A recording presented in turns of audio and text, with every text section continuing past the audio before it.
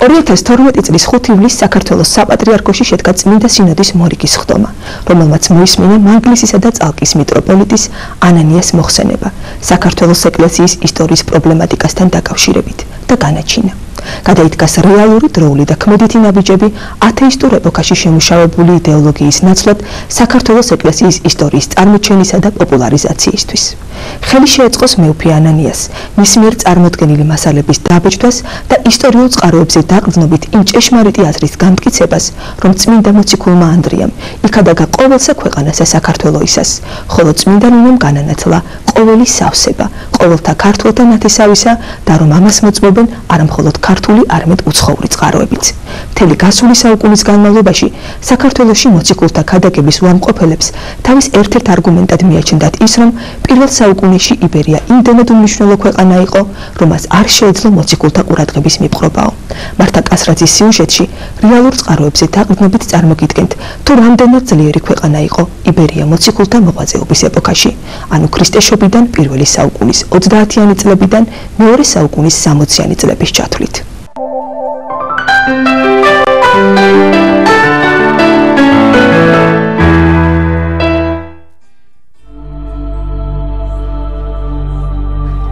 პირველწოდებული ანდრია, ძმაი თავისა მოციქულთა ისა პეტრესი, ვიდრე ჩვენდამდეცა მოიწია და ქადაგა საცხოვრებელი ქადაგება სახარებისაი ყოველსა ქვეყანასა საქართველოისასა. წერდა წმინდა მეფე დავით აღმაშენებლის დროს მოწვეული რუის ურბნისის საეკლესიო კრება, ყველაზე ავტორიტეტული კრება საქართველოს ეკლესიის ისტორიაში. ამ კრების თანახმად სამწყსო წმინდა ანდრია მოციქულისა იყო არა რომელიმე კუთხე, არამედ მთლიანი საქართველო.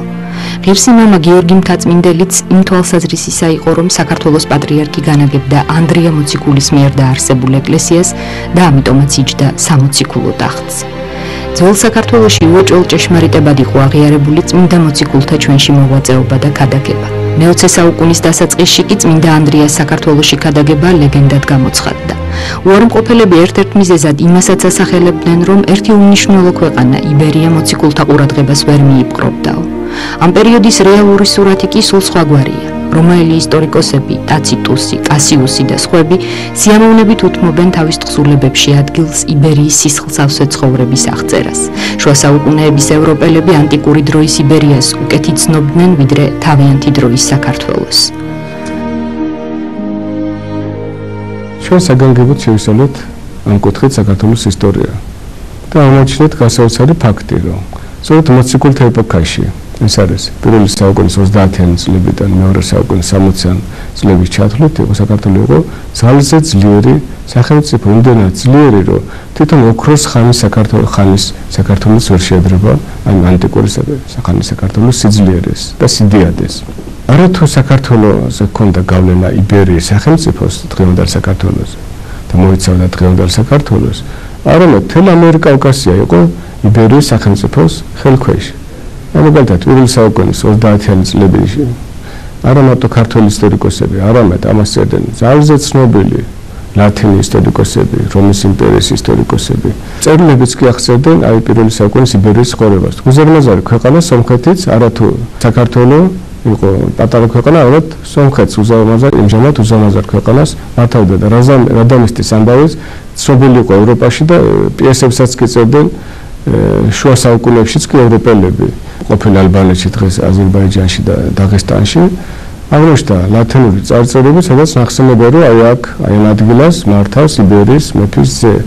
ანუ და ასე შავიზღვისპირეთის თქვა ძიბრიტების ტომი პირდაპირ არის თქვა არიანის წყაროში, წყარო არის არიანი მწერალი იყო, გახსენებათ და სახელმწიფო მოხელე იყო, ცნობილი მეორე საუკუნის წერს, რომ ეს იბერიაში შედიან ფარსმან სებარჩელებიანიც თქვა ძიბრიტების ტომი. ანუ თელ ამიერკავკასია შავ ზღვიდან კასპიის ზღვამდე სომხეთის ჩათვლით აკონტროლებდა იბერია. ანუ თორეც ამბობენ, რომ იბერია იყო პატარა ქვეყანა, არ არის სწორი. პირველი საუკუნის 60-იან წლებში იბერია იმდენად ძლიერი სახელმწიფოა, რომ პართია სომხეთის დასაუფლებლად ებრძვის და თავად რომის იმპერიასაც ეცილება. მათ შორის ურთიერთობის მოგვარების შემდეგ რომაელები იბერიელებს უკვე მეგობარ ერად მოიხსენიებენ.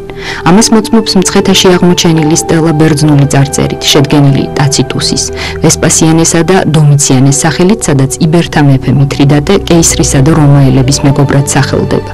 მეორე საუკუნის 60-იან წლებში იბერია კიდევ უფრო მეტად ძლიერდება. ფარსმან მეორე, ფარსმან ქველი დაანტიკო გაძლიერებული რო თხოვეს რომაელებმა, რომ აი ეგ ჩამობრძანდეთ, ჩვენ გვინდა რომ როგორც სტუმარი მიიღოთ რომში დიდებულებით პატივი გცეთ.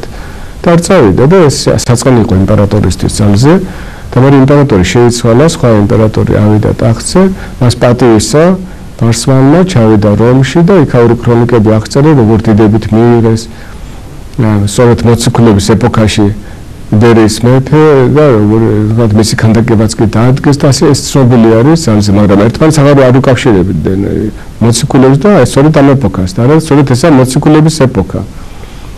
და საინტერესო ის არის, რომ სწორედ აი ამ დიდი მეფეების, იბერიელი მეფეების ეპოქაში, იბერიელი მეფეებისა, რომელიც მოიცავდნენ მთელ ამიერკავკასიას, მათ ხელში შედიოდა მთელი ამიერკავკასია და ეს არქეოლოგებმა ეპოს უზარმაზარი საგანძური იბერიელი ხელმწიფეებისა და მუზეუმში გამოფენილი, ჯერ კიდევ 40-იან წლებში, არმაში და შემდგომ გრძელდება ეს აღმოჩენები. და ჩანს რომ როგორი დიდი მეფეები იყვნენ, მართლაც ღირსი ამ დიდებულებისა, რომელთაც ხვდებოდნენ მათ რომში. ქართველთა დიდებულ მეფეთა შორისაა ადერკიც, რომლის დროსაც ჩვენში ქრისტეს კვართი შემოასვენეს. ამ პერიოდისთვის სხვადასხვა მიზეზთა გამო დიდი კრიზისი დაიწყო ფარნავაზიანთა დინასტიაში.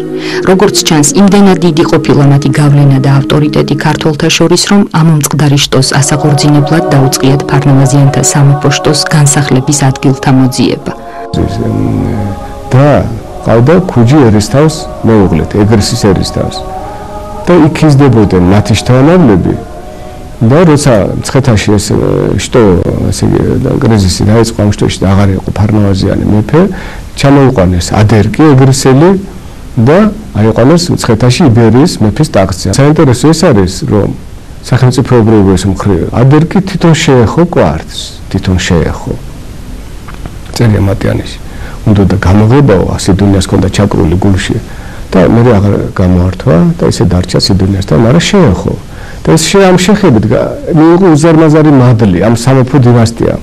თვითონ ადერკიმ, მე მისმა შვილებმა და ეს მადლი სამეფო დინასტიისა მე ფარნავაზიანებიდან გადავიდა ბაგრატიონებზე და ბოლო დრომდე არიან კურთხეული ქრისტეს მიერ, აი ამ კვართის მიერ, ქრისტეს მიერ სამეფო დინასტია იყო კურთხეული. ასე რომ იბერია იყო დიდი სახელმწიფო და რა თქმა უნდა მოციქულებს აინტერესებდათ. განსაკუთრებით საინტერესოა მოციქულთა თითქმის თანამედროვე მეორე საუკუნის მეცნიერის ორიგენეს აზრი იმის შესახებ, რომ წმინდა მოციქულმა ანდრია პირველწოდებულმა იქადაგა სკვითეთში. ძველი ავტორები სკვითეთს ვრცელ გეოგრაფიულ არეალს უწოდებდნენ, რომელიც ამიერკავკასიასაც მოიცავდა. გამომდინარე აქედან ორიგენეს აზრი ისე უნდა გავიგოთ, რომ წმინდა მოციქულმა საქართველოსა და მის მიმდებარე ქვეყნებშიც იქადაგა. მით უმეტეს, რომ ორიგენეს გარდა ამ ფაქტს ადასტურებენ იპოლიტე, დოროთე ტვირელი ეპისკოპოსი და სოფრონიც. სკვითიაში მოციქულები რა თქმა უნდა მიდიოდნენ ფეხით, რატო? იმიტომ კონტაქტი უნდა ქონოდათ ხალხთან. თუ კი კონტაქტი არ ექნებოდათ ხალხთან, მაშინ თავიანთ მისიას ვერ შეასრულებდნენ. უნდა გაევლო კავკასია აუცილებლად, ხო? თუ კი ხალხი წავიდოდა და კავკასიის ყველა ყელი იყო იბერიის ხელში. ანუ ვერაფრით ვერ წავიდოდა სკვითეთში, თუ არ გავიდოდა იბერიას. ასე რომ ჩვენ გსურს თუ არ გსურს, მაინც უნდა ვთქვათ, რომ ანდრია იყო ჩვენში, უნდა სკვითეთში ვერაფრით, ანუ ჩვენ წყაროებს უნდა ვენდოთ, არა მარტო ჩვენ წყაროებს, ეპიფანე კვიპრიელი, უამრავი სხვა წყაროები არსებობს, ბერძნული, ლათინური, რომელიც ამბობენ, რომ ანდრია იყო ქართველთა შორის, იყო იბერიაში. გარდა ამისა, სომხეთი, რომელზედაც გადიოდა აღმოსავლეთისა და დასავლეთის დამაკავშირებელი გზები, პირველ საუკუნეში, როგორც უკვე აღინიშნა, პოლიტიკურად იბერიის ნაწილად ითვლებოდა და სპარსეთსა და ინდოეთში მიმავალი მოციქულები ამ გზას გვერდს ვერ აუვლიდნენ. მოციქულების სიმრავლე და სიჭარბე არ უნდა გავიკვირდეს ჩვენ საქართველოში. მე-6 მოციქული გადაგებდა ქართველთა შორის. ახლა კიდე სხვა მიზეზიც არის.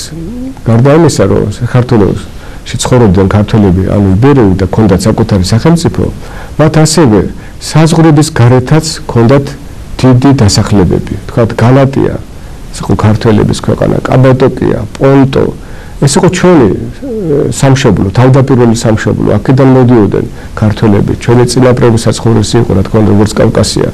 ასე რომ იქ ისინი სტუმრები კი არ იყვნენ, ეს იყო ძირითადი მოსახლეობა, რომელთა ელინიზაცია მოხდა შემდგომში, ანუ მათ მიიღეს ბერძნული ენა, ბერძნული კულტურა, ლათინური კულტურა, ელინიზაცია მოხდა, მაგრამ ელინიზაციის ხარისხი იმ საუკუნეებში, ესა 2000 წლის წინ დიდი არ იყო, ასე რომ იქ ქართველების იდენტობა ნაწილობრივ შევარჩუნებული ჰქონდათ და საჩვეულო თქვა პეტრომ და თქვა პეტრო მოციქულმა იქადაგა თქვა გალატიაში და მცირე აზიაში ჩვენ შეგვიძლია თქვა და ჩვენი წინაპრებიც ამბობდნენ თქვა ჩვენი ისტორიკოსები, საეკლესიო ისტორიკოსები, რომ აი ქართველთა შორის მცირე აზიაში იქადაგეს მოციქულობა. თვითონ საქართველოშიც იქადაგეს ეს იგი მოციქულობა, ასევე ქართველთა შორისაც იქადაგეს მოციქულობა. ასე რომ საქართველო მოციქულთა ეპოქაში მტკიცე და ძლიერი ქვეყანა იყო, გაფართოებული საზღვრებით და სიმდიდრით სახელგანთქმული, მაღალგანვითარებული საზოგადოებრივი ურთიერთობითა და ეკონომიური ცხოვრებით დაწინაურებული. მასზე გადიოდა გზა რომის იმპერიიდან აღმოსავლეთისა და ჩრდილოეთის ქვეყნებისაკენ და ასეთ ქვეყანას მოციქულები გვერდს ვერ აუვლიდნენ.